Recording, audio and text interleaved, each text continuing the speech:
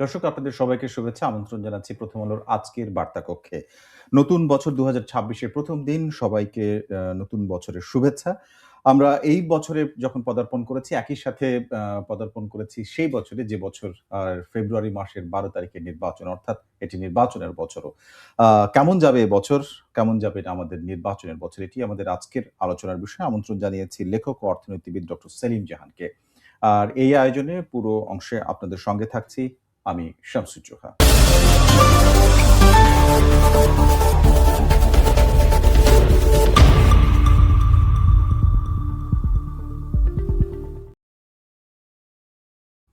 শুরুতেই স্বাগত জানাচ্ছি আমাদের আজকের অতিথিকে। আমাদের সঙ্গে আছেন লেখক ও অর্থনীতিবিদ ডক্টর সেলিম জাহান। আপনাকে স্বাগত।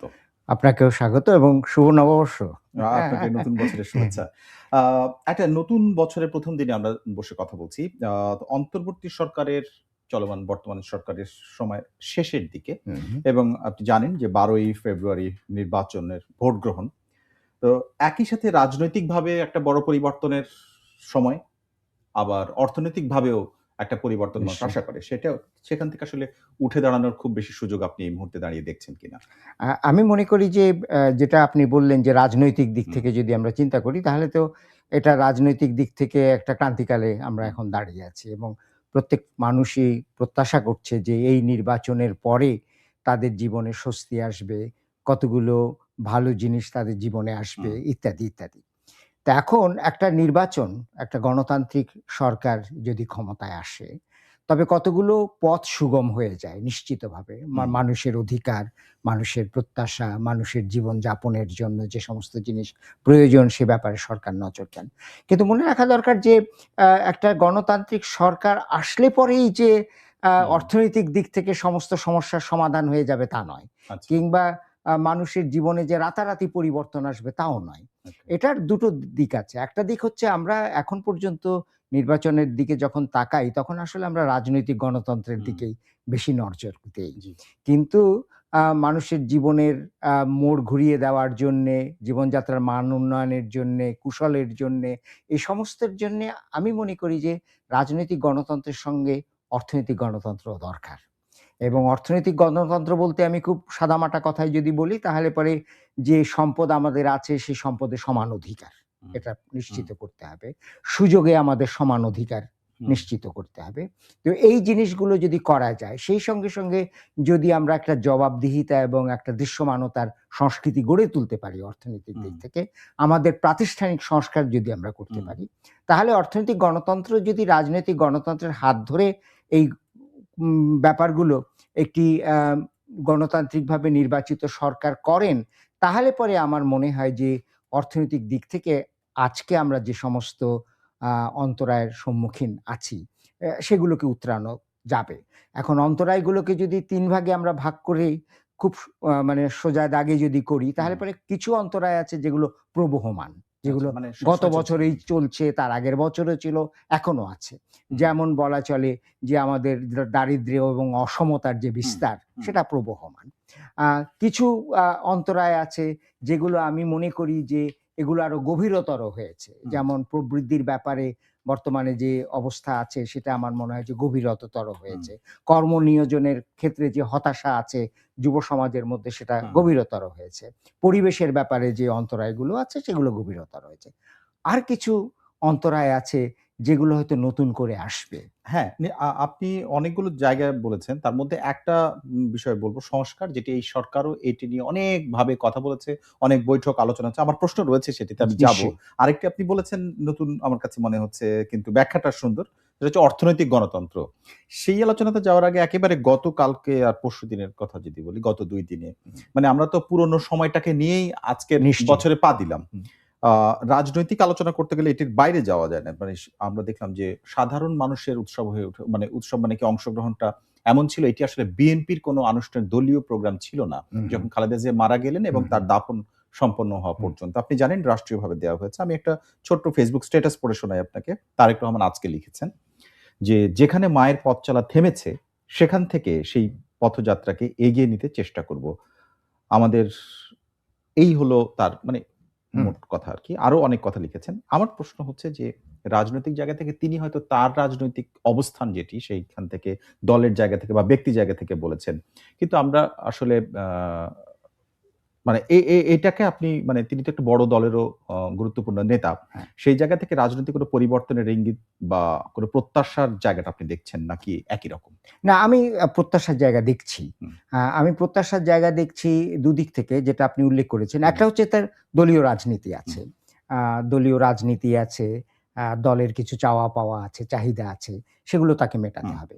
কিন্তু তিনি যেহেতু বৃহত্তম একটি দলের হুম, আ কর্ণধার, সুতরাং এবং বর্তমানে যে অবস্থায় আমাদের হুম, রাজনৈতিক চালচিত্র রয়েছে, হুম, সেখানে শুধু দলীয় হুম, ব্যাপারটা দেখলে তাকে চলবে না। তাকে হুম, দেশ নিয়ে ভাবতে হুম, হবে। দেশের মানুষ নিয়ে ভাবতে হুম, হবে। এবং গত বেশ কিছুদিন যাবৎ আমরা যে অবস্থার মাঝখান দিয়ে এসেছি, সেটা থেকে উত্তরণের কথা হুম, ভাবতে হবে। আমি তার যে বক্তব্য এই পর্যন্ত শুনেছি, হুম, আম সেখান থেকে আমি ৩ টে জিনিস আমার কাছে মনে হয়েছে যে আশাব্যঞ্জক। হুম, একটি আমার মনে হয় যে তার যে আশাটা হুম, বাংলাদেশে, আ এটার একটা ইতিবাচক দিক আছে। তার আসা না আসা নিয়ে একটা অনিশ্চয়তা অনিশ্চিত ছিল। ছিল। হুম, এবং এই অনিশ্চয়তা, আমরা স্বীকার করি বা না করি, হুম, হুম, রাজনৈতিক অঙ্গনে একটা অস্থিরতারও সৃষ্টি জি, করেছিল। এবং সেই রাজনৈতিক অস্থিরতা থেকে একটা অর্থনৈতিক হুম, অনিশ্চয়তাও সেখানে ছিল। এখন তিনি এসেছেন, তার দলের হাল ধরেছেন। হুম, স্বাভাবিকভাবেই এই অনিশ্চয়তাটা এখন দূরীভূত হয়েছে, ১। আর দ্বিতীয়ত আমি মনে করি যে এই যে কথাগুলো তিনি বলেছেন যে যেখানে তার মায়ের মানে যে কাজ শেষ হয়েছে সেখান থেকে সামনে হুম, নিয়ে যাবেন। তো এটার জন্যে আমি মনে করি যে আ তার কতগুলো মূল্যবোধ হুম, এবং তার বিশ্বাস বলব না, কিন্তু কতগুলো চেতনা আ আমার ভালো লেগেছে। যেমন একটা সৌজন্যের যে হুম, মূল্যবোধ তিনি হুম, দেখিয়েছেন।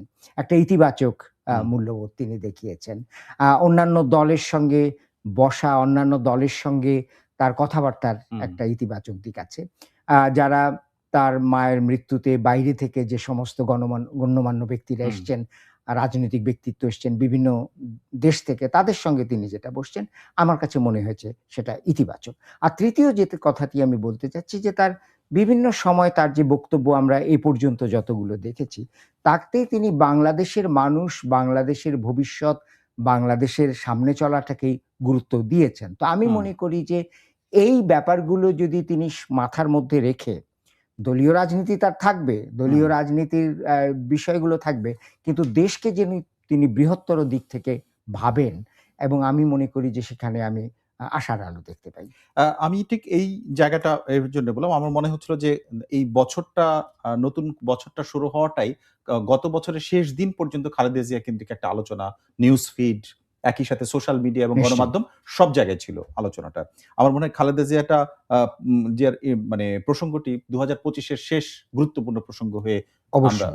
২৬ এ পদার্পণ করলাম। সেক্ষেত্রে আরেকটি বিষয় আসতে চাই যে অনেকদিন পরে আমরা দেখলাম যে এরকম কোনো বড় রাজনৈতিক নেতার একটা জানাজা, সেটাকে কেন্দ্র করে বিভিন্ন দেশের এসেছে। আপনি এরই মধ্যে হুম, উল্লেখ করেছেন ভারতের এস জয়শঙ্কর এসেছিলেন হুম, পররাষ্ট্রমন্ত্রী হুম, এবং পাকিস্তানের পররাষ্ট্রমন্ত্রীও এসেছিলেন। তো এই এছাড়াও আরো বেশ কয়েকটি দেশ হ্যাঁ, এবং তারা দুজন করমর্দন করেছেন এবং তারা সৌজন্যতা দেখিয়ে কথা বলেছেন। আ আমার প্রসঙ্গটা হচ্ছে এর মাঝে ভারত বা পাকিস্তান নয়, বাংলাদেশের সাথে আন্তর্জাতিক এই প্রতিবেশী যে দেশগুলো, হুম, হুম, সেগুলোর সম্পর্কের কোনো উন্নয়নের তো কূটনৈতিক একটা ভাষা আছে। হুম, কূটনৈতিক একটা অবস্থার যে হুম। দৃষ্টিভঙ্গি, সেখান থেকে আপনার কাছে মনে হয় কিনা যে এটা আসলে ইতিবাচক ছিল? আমার কাছে মনে হয়েছে ইতিবাচক, এবং আবারও ৩ দিক থেকে ইতিবাচক বলি। হুম, সেটা হচ্ছে যে ভারত থেকে অ্যা প্রতিনিধি এসছেন, আ উম পাকিস্তান থেকে এসছেন, শ্রীলঙ্কা থেকে হুম, এসছেন। তারা আলাদা, আলাদা হুম, ভাবে দ্বিপাক্ষিকভাবে কথা বলেছেন। কথা বলেছেন। হুম, আম সুতরাং হুম, পরস্পরের মধ্যেও কিন্তু কথা হয়েছে। হ্যাঁ, ভারত এবং হুম, পাকিস্তানের প্রতিনিধিরা হুম, পরস্পরের সঙ্গে মিলিতও হয়েছেন হুম। বহুদিন পরে কিন্তু। এবং আমার মনে করি যে এটা একটা ইতিবাচক নেপালের দিক। হ্যাঁ। থেকেও প্রতিনিধি এসেছিলেন। এসছেন। হুম, তো এটা একটা ইতিবাচক দিক। আরেকটা ইতিবাচক দিক বা আরেকটা বিষয় আজকে আমি যেটা দেখলাম যে আমাদের পররাষ্ট্র উপদেষ্টা বলেছেন জি, যে ভারতের সঙ্গে সম্পর্কের ক্ষেত্রে এক ধরনের ইতিবাচক দিক তিনি দেখতে পাচ্ছেন। হুম, এক ধরনের নমনীয়তা তিনি হুম, দেখতে হুম, পাচ্ছেন। তো সেটাও আমি মনে করি যে ইতিবাচক। কারণ এর মধ্যেই কিন্তু ভারতের সঙ্গে সম্পর্কের ক্ষেত্রে হুম, হুম, একটা, আমরা যেটা দেখেছি যে হুম, একটা শক্ত অবস্থান হুম, হুম। উভয় পক্ষেরই, এটা আমরা লক্ষ্য করেছি। তো সেখানেও একটা ইতিবাচক দিক আমি দেখতে পেয়েছি। আর জি। তৃতীয় যে কথাটি হচ্ছে, আমি মনে করি যে আসলে সামনে চলা বাংলাদেশের হুম, ২০২৬-এ এটা শুধুমাত্র বাংলাদেশের অভ্যন্তরে বাংলাদেশের নীতিমালা, বাংলাদেশের দৃষ্টিভঙ্গির উপর নির্ভর করবে না। হুম, আমরা একটা বৈশ্বিক অবস্থানে আছি। তো সেখানে বিশেষত আমাদের প্রতিবেশী যে হুম, দেশগুলো আছে, যাদের সঙ্গে আমাদের কূটনৈতিক সম্পর্কের কথা আপনি উল্লেখ হুম, করেছেন, আমাদের রাজনৈতিক স্বার্থ রয়েছে, হুম, আমাদের অর্থনৈতিক জি। বিনিময় রয়েছে। তো সেই দিক থেকে আমি মনে করি যে আ আ বেগম খালেদা জিয়ার মৃত্যুর পরবর্তী হুম, সময়ে গতকালকে হুম, যে বৈঠকগুলো হয়েছে, হুম। যে আলোচনাগুলো হয়েছে, এটাকে আমি বিশেষত এই অঞ্চলের জন্যে আমি ইতিবাচক বলে আমি মনে যদি করি। একেবারে বাংলাদেশের দিক থেকে একটু বিবেচনা করি, বাংলাদেশের মানুষ এবং এমন একটা সময়ে দাঁড়িয়ে যখন আপনি দেখে থাকবেন যে গত প্রায় ১ বছরে আগের সময়ের তুলনায় ভারতের সাথে বাংলাদেশের সম্পর্কের কিছুটা শিথিলতা বা নিশ্চয়ই। একটু বৈরিতা মানে এই বিষয়গুলো দেখা গেছে বা হুম, ভারত বিরোধিতা স্পষ্টভাবে হুম। বলা যায় বাংলাদেশের স্লোগানও দেয়া হয়েছে। এখন প্রশ্নটা হচ্ছে যে এর মধ্যে যারা এই বিরোধিতার বিষয়টি করেন তার মধ্যে জামাত ইসলামের আমিরকে নিয়ে একটা কথা উঠেছে যে তিনি গোপনে ভারতের আ প্রতিনিধির সঙ্গে বৈঠক করেছেন। তিনি সাম্প্রতিক এ স সময় নয়। সাম এটা কিন্তু আগের, আগে, হ্যাঁ, আগের আগে, বাট হ্যাঁ। সাম্প্রতিককালে তিনি আবার রয়টার্সকে একটা ইন্টারভিউ দিয়ে বলেছেন যে ব্যাখ্যা করেছেন যে এই বিষয়টি উনি ফেসবুকে লিখেছেন আজকে যে এটি আ আসলে বিষয়টা কি ছিল। হুম, তো আমার বক্তব্যটা হচ্ছে যে কিন্তু বৈঠকটি হয়েছে। হ্যাঁ। বৈঠকটি হয়েছে। আ এইগুলো আসলে কোনো ইঙ্গিত দেয় কিনা? আসলে এখানে লুকোছাপার একটা বিষয় আছে কিনা? যেইটা হচ্ছে আসলে প্রকাশ্যে মানুষ একরকমভাবে আ মানে দলগুলোর একটা অভিব্যক্তি থাকে কিন্তু আসলে তারা তা নয়। হ্যাঁ, সেটা তো যেকোনো রাজনৈতিক দলের বা রাজনৈতিক ব্যক্তিত্বের একটা আছে সামনে হ্যাঁ, যে হ্যাঁ। কথাটা বলেন, আরেকটা আছে যে তাদের পেছনে যে সমস্ত তারা কৌশল তারা অবলম্বন হুম, করেন। তো এখন প্রতিবেশী দেশ সম্পর্কে এটা যেকোনো দেশের ক্ষেত্রেই সত্য। আ দেশের অভ্যন্তরে কিছু রাজনৈতিক দল থাকেন সেই প্রতিবেশী দেশের প্রতি সহানুভূতিশীল। হুম, কিছু রাজনৈতিক দল থাকেন সেই প্রতিবেশী আম দেশের সঙ্গে এক ধরনের বৈরী মনোভাব হুম, পোষণ করেন। এখন বাংলাদেশের কোনো দল যদি আমাদের কোনো প্রতিবেশী রাষ্ট্রের সঙ্গে সেরকমের বৈরী ভাব পোষণ করে থাকেন, সেটা কি তারা তাদের সামনে যে বক্তব্য সেখানেই তারা সেটা পোষণ করছেন? নাকি পেছনে হুম। তাদের যে কৌশল সেখানেও সেটা আছে? কাজের জায়গায় কিরকম? তাদের জায়গায়, তাদের হুম, অবস্থানে, তাদের হুম, বিশ্বাসে সেটা কি অবস্থায় আছে? তো সেটা বলা খুব মুশকিল। হুম, কারণ আসলে সামনে থেকে বা আমরা যেটা দৃশ্যমান সেটা দেখে আমরা হয়তো একটা উপসংহারে পৌঁছতে হুম, পারি। হুম। কিন্তু সেটা আসলে সত্যিকারের যে অবস্থান, সত্যিকারের যে ব্যাপারগুলো সেটাকে তো পরিস্ফুট করবে না।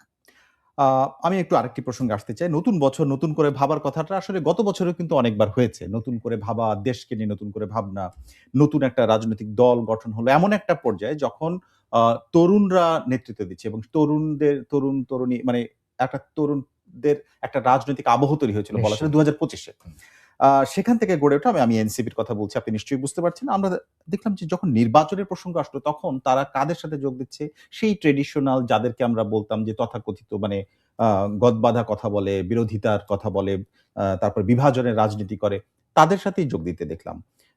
তারপরে তাদের মধ্যে নারী নেতৃত্বের অংশগ্রহণ দেখলাম যেমন হু, খুবই হু, দ্রুত আবার দেখলাম তারা সব চলে যাচ্ছে। হুম, আ তাদের অর্থনৈতিক যে স্বচ্ছতা নিয়ে তারা খুবই মানে তরুণদের তো অর্থনৈতিক স্বচ্ছতাটা দেখানো খুবই সহজ। কারণ নিশ্চয়ই। তারা মাত্র এই জীবনে প্রবেশ করলেন। কিন্তু তাদের যে পরিমাণ এগুলো এই যে অ্যাপ্লিকেশন করার মাধ্যমে ইসি থেকে যেগুলো হুম। আসছে সংবাদে, সেটা নিয়েও অলরেডি সমালোচনা শুরু হয়েছে। এই ৩ দিক বিবেচনায় আপনার কাছে মনে হয় আমরা নতুন দিকে যাচ্ছি নাকি পুরনো হ্যাঁ, এটা খুব সুন্দর প্রশ্ন। এবং আপনার ৩ টে দিকের সঙ্গে আমি আরেকটা যোগ করতে চাই যে এই নতুনদের উপরে কিন্তু প্রত্যাশা অত্যন্ত বড় ছিল সব হুম, মানুষেরই। হুম, যে এরা হয়তো আমাদের প্রথাগত যে কাঠামো, রাজনৈতিক কাঠামো সেটার খোল নলচে হুম, বদলে দিতে পারবে। তো ১ম কথাটা হচ্ছে যে একটা দল গড়ে তুলতে এবং তাকে নির্বাচনের মতো একটা ব্যাপারে নিয়ে যেতে হুম, একটা সময়ের দরকার এবং এটা কিন্তু হুম, দীর্ঘ সময়। হুম, আপনি যদি বাংলাদেশের বর্তমান যে সমস্ত প্রধান রাজনৈতিক দলগুলো আছে, যারা নির্বাচনে অংশগ্রহণ করবে, তাদের পথযাত্রা যদি দেখেন তাহলে কিন্তু একটা দীর্ঘ সময়। তো এখন অনেকেই কিন্তু বলছেন যে এই যে নতুন দলের আম ১.৫ বছর আগে তার জন্ম, হুম। তারপরেই তারা বলেছে যে ৩০০ আসনে তারা হুম। ঠিক প্রতিনিধিত্ব ১.৫ বছরও দেবে। না। গত ফেব্রুয়ারিতে মানে বলতে গেলে আচ্ছা, বছর খানেক। বছরখানেক। হ্যাঁ। তো এটা হয়তো এত দ্রুত হয়েছে যে এটাকে আসলে আম আত্মস্থ করার জন্যে বিশেষত জনমনে, জনচেতনায় হুম, এটার হয়তো পর্যাপ্ত সময় সেখানে হয়নি। আচ্ছা, দ্বিতীয়ত হচ্ছে যে আপনি যে আ বললেন জোট বাঁধার কথা হুম, বললেন। বর্তমানে নির্বাচনের প্রান্তে এসে হয়তো এই দলটি কাছে মনে হয়েছে যে তারা একা এবং এককভাবে হুম, সামনে যেতে পারবে না। হুম, তাদেরকে একটা অন্য বড় দলের অংশী হতে হবে। হুম, এখন যে দলের অংশী তারা হুম, হয়েছে সেখানে সমস্যা আছে। হুম, একটা সমস্যার দিকে আপনি ইঙ্গিত করেছেন হুম, যে এতজন বা এত বড় সংখ্যক নারী নেত্রী কেন সরে হ্যাঁ, গেলেন? আমি এই সমস্যাটার হ্যাঁ, হ্যাঁ, কথাই যদি বলি। হুম। আপনার মনে আছে যে এবং একসাথে তারা। এবং একসাথে, একসাথে। একসাথে আচ্ছা। তো আমি আমি আপনাকে মনে করিয়ে দিতে চাই যে একটা সময় কিন্তু আমাদের ২০২৪ এ যখন আন্দোলন হলো, জি, তখন কিন্তু আমাদের মেয়েরা অত্যন্ত সামনের দিকে ছিলেন। ছিলেন। তারপরে কিন্তু একটা সময় গেছে যখন এই প্রশ্ন উঠেছে, "জুলাইয়ের মেয়েরা আজ কোথায়?" হ্যাঁ, এটাও গেছে। তো এখন বর্তমান সময়ে এসে যে এই যে বিপুল সংখ্যক নারী নেতৃত্ব একসঙ্গে চলে গেলেন, হুম, তো এটা বুঝতেই হবে যে এটা কোনো ব্যক্তিগত কারণে নয়। হুম, এটা আ গোষ্ঠীগত কারণে। হুম, তাহলে গোষ্ঠীগত কারণ হচ্ছে যে যাদের সঙ্গে এই আম উম এ যুবকদের দলটি একটা হুম, গোস মানে আঁতাত করেছে। হয়তো তাদের যে নীতিমালা সেটার সঙ্গে আমাদের যে নারীর নেতৃত্ব যারা চলে গেলেন, তারা খুব স্বচ্ছন্দ বোধ করেননি। হুম, এবং তারা হয়তো মনে করেছেন যে এদের সঙ্গে আমাদের যদি একটা জোট হয়, তাহলে নারী স্বাধীনতা, হুম, নারীর যে চয়নের ক্ষমতা, হুম, আম নারীদের বাইরের জগতে তাদের যে উত্থানের যে সুযোগ, সেইগুলো ব্যাহত হবে। হুম, হয়তো সেই চিন্তাধারা থেকেই তারা সরে গেছেন। সুতরাং আমি মনে করি যে এক অর্থে যে প্রত্যাশা নিয়ে এই যুবকদের বা এই তরুণদের দলটি শুরু হয়েছিল, বর্তমান অবস্থায় এসে কিন্তু সেই প্রত্যাশা অনেকখানি আমি বলব তিরোহিত হয়েছে। সেই সঙ্গে, সঙ্গে কিন্তু আগামী নির্বাচনে তাদের আম কতটুকু তারা যেতে পারবেন, কি যেতে পারবেন সেটাও কিন্তু লোকে প্রশ্ন করছে। আমার আপনার আলোচনা থেকে আমি এর আগে একটা শব্দ তুলে রেখেছিলাম, সেটি হচ্ছে সংস্কার। তার মধ্যে যে সংস্কারের কমিশনগুলো তৈরি করা হয়েছিল, তার মধ্যে একটি খুবই গুরুত্বপূর্ণ আলো দেখিয়েছিল, অনেক সমালোচনা আলোচনা হয়েছে, সেটা হচ্ছে নারী সংস্কার কমিশন, নারী বিষয়ক নিশ্চয়ই। আইন বা অন্যান্য সব বিষয়গুলো হুম, নিয়ে। সেটা একেবারেই থেমে গেছে। এই হুম, দলটিরই চাপের মুখে একটা সময় বা সমালোচনার মুখে। হুম, আরেকটি বিষয় হচ্ছে আপনি যেটি ইঙ্গিত করলেন যে তাদের, এখন তো নিশ্চয়ই এনসিপির শর্ত জামাত ইসলাম মেনে নেবে না। হুম, জামাত ইসলামের শর্তে এনসিপিকে মানতে হবে। কারণ এরা হুম, নতুন এবং তরুণ দল এবং আ তাদের রাজনৈতিক ইতিহাস সংক্ষিপ্ত। এখন আপনার মনে হয় কিনা যে সরকারের যে উদ্যোগ সংস্কারের এবং যেটা নিয়ে দীর্ঘ বৈঠক দেখেছেন, সেখানে নারী সংস্কার আরেকটি বিষয় একটু যুক্ত করতে চাই, সেটা হচ্ছে গণমাধ্যম সংস্কার। হুম, হুম। এটি নিয়ে অনেক আলোচনা হচ্ছে এবং বৈঠক হয়েছে। আপনি জানেন যে এটার যে সমস্ত দিস্তার পর দিস্তা কাগজে লিখা হয়েছে, কিন্তু সেটা কাগজ পর্যন্ত থেকে যাচ্ছে কিনা। আগামী ফেব্রুয়ারিতে নির্বাচন। আপনি মনে করেন কিনা যে এই দুটো সংস্কারগুলো বাদ দিয়ে গণতন্ত্রের যে প্রত্যাশার কথা বলা হচ্ছিল সেটা দেখা সম্ভব কিনা? হ্যাঁ, এখানে আমি একটা কথা বলতে চাই। সেটা হচ্ছে যে আ সংস্কারের ক্ষেত্রে মনে রাখতে হবে যে সরকারের অধীনে এই সংস্কারগুলো হয়েছে, জি, সেটি একটি অন্তর্বর্তীকালীন সরকার। জি। এখন যদি মৌলিক প্রশ্ন তোলা যায় যে এই যে বিষয়গুলো আপনি হুম, বললেন, সেই সংস্কারগুলো একটা অন্তর্বর্তীকালীন সরকার যারা ১ম থেকেই জানেন যে তাদের হুম, মেয়াদ ২ বছরের হুম। জন্যে, এটা নেওয়াটা যৌক্তিক কিনা? আচ্ছা। হয়তো সংস্কারে তাদের সদিচ্ছা তাদের ছিল। হুম, কিন্তু তাদের কার্যক্রমের মধ্যে এটা পড়ে কিনা? হুম। এটা কিন্তু একটা মৌলিক মূল প্রশ্ন। প্রশ্ন। আচ্ছা। দ্বিতীয়ত সংস্কারের জন্যই কি সংস্কার করা হয়েছে কিনা? আপনি হুম, গণমাধ্যম সংস্কারের কথা বলেছেন। হুম। গণমাধ্যম সংস্কারের যিনি প্রধান ছিলেন কামাল আহমেদ কামাল তিনি আহমেদ, জি। হুম। বলেছেন যে, একটি সংস্কারের একটি সুপারিশমালাও বাস্তবায়িত বাস্তবায়িত হয়নি। হয়নি। তিনি বলেছেন। জি। যে সেটা বলেছেন। হুম, তো নারী বিষয়ক যে সংস্কার হুম, সেটার ক্ষেত্রেও হয়তো এই জাতীয় কথা হুম। শোনা যাবে। আমি না, মনে এটা তো করি মাঝপথে থেমে গেছে। হ্যাঁ, না, এটা আরো আগে। হ্যাঁ। হ্যাঁ। তো এখন আমি মনে করি যে এই বিষয়গুলোতে যে সংস্কারের প্রয়োজন আছে সে ব্যাপারে কোনো দ্বিমত নেই। হুম, সেটা আপনিও মনে করেন, আমিও হুম, মনে করি, বাইরে যারা আছেন তারাও মনে করেন। এখন আমি মনে করি যে একটা গণতান্ত্রিকভাবে নির্বাচিত সরকার যদি আসেন, তাদের কিন্তু সংস্কারের একটা এখতিয়ারও থাকবে। হুম, এবং এই সংস্কারগুলো তো শুধু আলোচনা করলে হবে না, শেষ পর্যন্ত এই সংস্কারগুলোকে জাতীয় সংসদে নিয়ে যেতে হবে এবং না জাতীয় সংসদের একটা অনুমোদন লাগবে। অনুমোদন লাগবে। এবং কোনো কোনো ক্ষেত্রে হয়তো সংস্কার করতে সাংবিধানিক অনুমোদনও লাগবে। তো আমি মনে করি যে এই যে নতুন নির্বাচিত সরকার আসবেন, তারা স্বাভাবিকভাবেই কোথায় কোথায় সংস্কার প্রয়োজন এবং বর্তমানেও তারা কোন কোন সংস্কারের প্রতি অঙ্গীকারবদ্ধ, যেটা তাদের বিভিন্ন বক্তব্যের মধ্যে এসছে। তো আমি মনে করি যে এরপরে হয়তো তারা এই বিষয়গুলো নিয়ে ভাববেন এবং তাদের হাতেই এই বিস্তৃত, গভীরতর, দীর্ঘমেয়াদী সংস্কারগুলো ছেড়ে দেওয়া বাঞ্ছনীয়। আপনি আমি জানি না আপনি স্বীকার করবেন হয়তো, সেটি হচ্ছে যে ঐকমত্য কমিশনের ভেতরে যে কমিশনগুলো ছিল, নির্বাচন কমিশন বা অন্যান্য রাজনৈতিক একেবারে কোর ঐকমত্য কমিশনের বৈঠক ছাড়া অন্যগুলোর এত বেশি আওয়াজ আমরা শুনিনি। কিন্তু সেই ঐকমত্য কমিশনের যে সিদ্ধান্ত, সেটিও আসলে পুরোপুরি বাস্তবায়িত হতে এই সরকারের আমলে খুব একটা সুযোগ নাই। কারণ ওই যে আপনি যেটি বলছিলেন, পরের সরকারের সংসদে সেটার অনুমোদন লাগবে। এখন তাহলে কি সেটাই দাঁড়াচ্ছে যে ট্র্যাডিশনাল রাজনৈতিক দলের হাত ধরে পরের সংসদ গঠিত হওয়ার পরেই সেই সংস্কারের মানে বাস্তবায়নের দিকে আমাদের চেয়ে থাকতে হবে? ব্যাপারটা তো তাই। ব্যাপারটা তাই। আপনি একটা শব্দ ব্যবহার করেছেন যে প্রথাগতভাবে সরকার গঠন। আমি মনে করি যে একটা গণতান্ত্রিক উপায়ে একটা স্বচ্ছ, সবার কাছে গ্রহণযোগ্য, বহুদল তাদের অংশগ্রহণের মাধ্যমে যদি একটা নির্বাচন হয়, আমি তাকে প্রথাগত মনে করি না। আমি মনে করি যে সেটা একটা স্বচ্ছ এবং গ্রহণযোগ্য একটা নির্বাচন এবং সেই নির্বাচনে যারা সরকার গঠন করবেন, সত্যিকার অর্থে জনগণ যদি তাদের ভোটাধিকার প্রয়োগ করে, তাহলে কিন্তু জনগণ তাদেরকে সেই ব্যাপারটিতে তাদের উপরে আস্থা স্থাপন করবেন। সেই আস্থাটি কিন্তু অনেক বড়। তো এখন সেই আস্থাটা নিয়ে যদি তারা সংস্কারের দিকে মন দেন এবং পরবর্তী সময়ে যদি জনপ্রতিনিধিদের দ্বারা সেই সংস্কার যদি অনুমোদিত হয়, তাহলে সেটাকে আমাদেরকে মেনে নিতে হবে, এক। আর ২ নম্বর কথা হচ্ছে যে, এটা আমি আগেও বলেছি যে একটা অন্তর্বর্তীকালীন সরকারের কাজ কি? একটা অন্তর্বর্তীকালীন সরকারের মূলত কাজ হচ্ছে যে প্রতিদিনকার নিত্যকার যে কাজটি সেটিকে এগিয়ে নিয়ে যাওয়া, যতটুকু সংস্কার প্রয়োজন তাৎক্ষণিকভাবে সেটা করে, যতটুকু পরিবর্তন তাৎক্ষণিকভাবে সেটা করে, এটা করা। আরেকটি যেটি প্রচ্ছন্ন থেকে থাকেনি, সেটা হচ্ছে একটা নির্বাচন করা।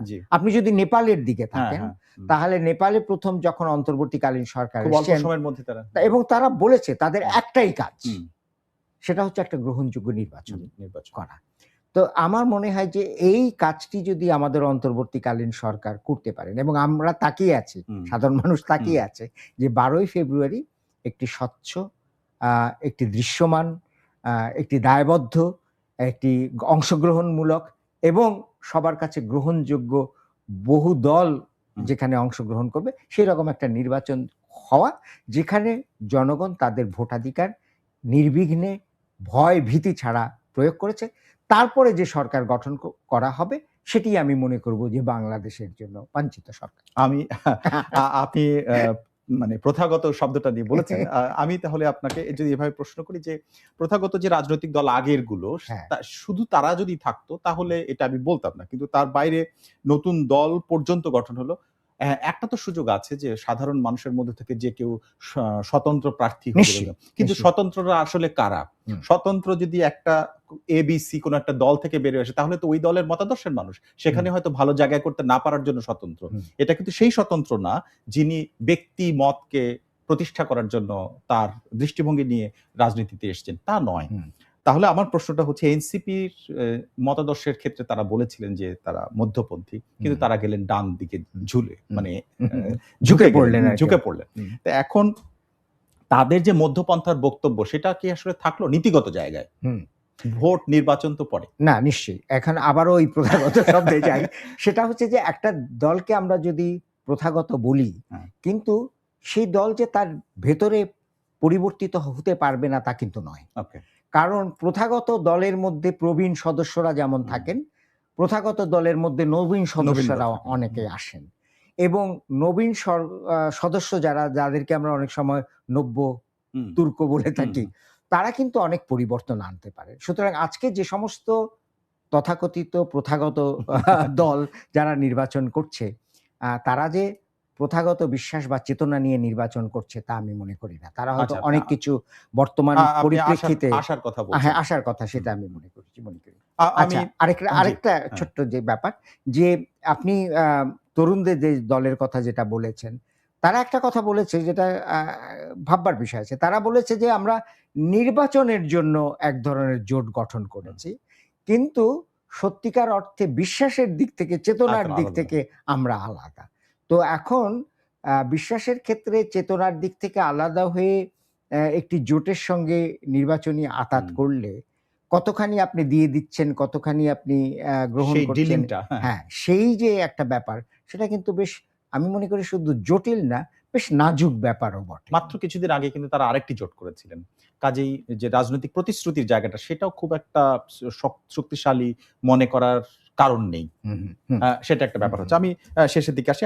নির্বাচনের ক্ষেত্রে আমরা আসলে নির্বাচনের বছর এবং বছর বলতে যে এটা জুন জুলাইয়ের পরে তা না, একেবারেই নাকের একদম। দোরের গোড়ায়। হ্যাঁ, সেক্ষেত্রে একটা প্রশ্ন থাকবে যে অংশগ্রহণমূলক একটি বিষয়ও আপনি উল্লেখ করেছেন। অংশগ্রহণমূলকের ক্ষেত্রে সাধারণত এখন কার্যক্রম নিষিদ্ধ থাকার কারণে আওয়ামী লীগ নেই। হুম, কিন্তু আমরা এও লক্ষ্য করছি অন্যান্য সময়ে জাতীয় পার্টি এবং ১৪ দলের অন্যান্য যে দলগুলো তারা কিন্তু বলছে তারা অংশগ্রহণ করতে পারছে না, কোনো অংশ করছে না। হুম, কিন্তু তাদের ভোটাররা যারা হুম, এই মানে হ্যাঁ। আমাদের দেশের মধ্যে আছেন, তাদের ক্ষেত্রে এটা আসলে খুব বেশি সুখকর হবে কিনা? মানে অংশগ্রহণ বলতে যেটা বোঝায়, হুম। অংশগ্রহণমূলক নির্বাচন সেটি হবে বলে মনে করেন এর অবস্থায়?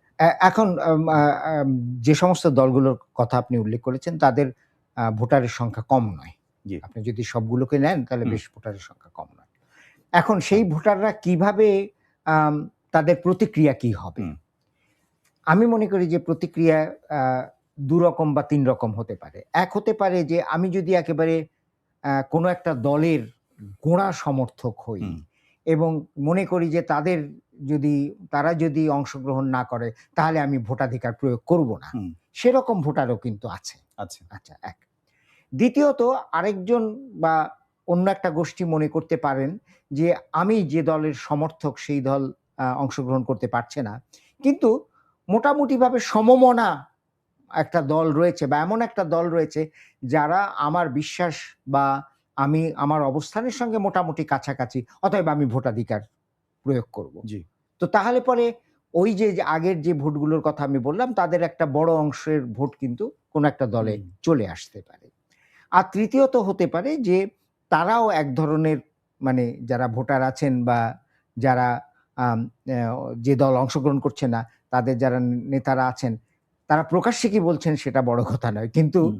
পর্দার অন্তরালে নানান রকম রাজনৈতিক আ দিক থেকে হয়, লেনদেন আছে, হ্যাঁ। লেনদেন আছে। হুম, তো সেইটা যদি হয় তাহলে পরেও কিন্তু এই যে মানে যে গোষ্ঠীরা বা যে দলগুলো অংশগ্রহণ করতে পারছে না, তাদের ভোটাররাও কিন্তু একদিকে না অন্যদিকে যাবে। সুতরাং আমি মনে করি না যে সমস্ত দল অংশগ্রহণ করতে পারছেন না, তাদের যারা সমর্থক এবং ভোটার আছেন, তাদের একটা বিরাট অংশ ভোট দেবেন না বা ভোটাধিকার প্রয়োগ করবেন না, আমি হুম। এটা মনে করি না। আমরা আলোচনার শেষ প্রান্তে আমি আরেকটা ইস্যু আনতে চাই সামনে এবং সেটি আমার শেষ ইস্যু আরকি। মানে হুম, প্রশ্নটা এরকম যে গত বছর আমরা সবচেয়ে বেশি বাংলাদেশের মানুষের মধ্যে দেখলাম যে মব এবং মবের হ্যাঁ, ফলে আ মানুষের মানুষকে হত্যা, তার ব্যবসা প্রতিষ্ঠান এবং বাসায় এমনকি গোরস্থানে অগ্নিকাণ্ডের ঘটনা আমরা আমরা আমার দেখেছি। আমার স্মরণকালের মধ্যে আমি হুম, দেখেছি বলে মনে পড়ে না। এই ঘটনাটা দেখলাম। আজকে নতুন বছরে পা দিলাম আমরা পেছনে ফেলতে পেরেছে কিনা সেই জিনিসটা আপনি মনে করেন কিনা যে ১২ই ফেব্রুয়ারি নির্বাচনের আগে পর্যন্ত এবং নির্বাচনের দিন এটা সুষ্ঠু হওয়ার ক্ষেত্রে এটা বড় বাধা কিনা? আপনাকে একটা তথ্য যুক্ত করি।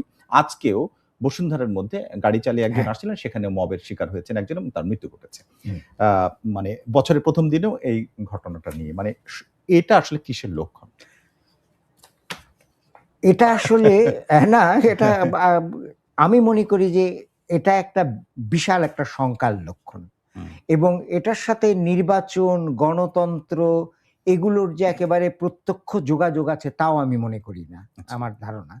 কারণ এটা আ এই যে মব এবং অ্যাম এ এটার একটা সংস্কৃতি যে গড়ে উঠেছে, এটার পেছনে এক ধরনের সন্ত্রাসের সংস্কৃতি কাজ করছে, এক ধরনের সহিংসতার সংস্কৃতিও কাজ করছে।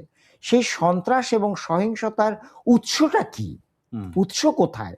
এটা নিরূপণ করা সত্যি কষ্টকর। এটার যে সবসময় উৎস রাজনৈতিক বিচার বিবেচনা বা রাজনৈতিক স্বার্থ তা কিন্তু নয়। আমরা লক্ষ্য করছি। জি। বা এটার উৎস যে অন্যান্য অর্থনৈতিক দিক থেকেও সবসময় অর্থনৈতিক স্বার্থের কারণে তাও নয়। যেমন ধরা যাক এই ঘটনার কথাই যদি বলি দীপু দাসের যে ঘটনাটি। জি। যে একটা মিথ্যা বা যেটা অপ্রমাণিত হয়নি সেটার জন্য হ্যাঁ। যেভাবে তাকে হত্যা করা হয়েছে। তো এটার সাথে তো রাজনীতি জড়িত নয়। সোশ্যাল মিডিয়ায় তিনি কি লিখেছেন তারপরে খুঁজে পাওয়া যায়নি।